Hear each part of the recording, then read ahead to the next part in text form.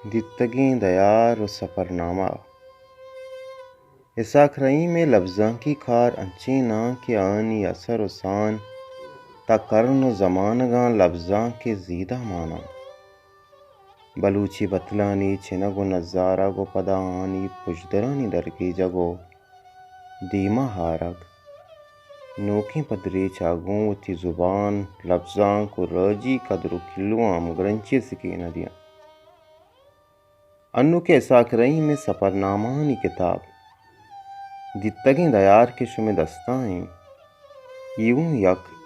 Grain बाहीं राजी muddy इसाकरई तर्रो गर्दी मर्दुमी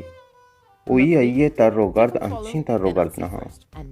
आमी दित्तगें हंदो जागहानी बारवा मालूमदारी व सरपदीदन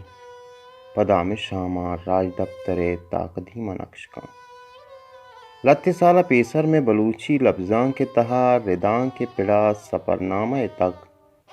मारा आली गिंदगा के सफ़रनामा जिंद या सफ़रनामा सरा आसी वड़ी अनबिश्ता कनक नबुत्ता पमिश कवानोक या नबिश्ता कनोक के दिलगोशी ने मगाना शुता बस लत्ते किताबां के छाप बुत्तगा।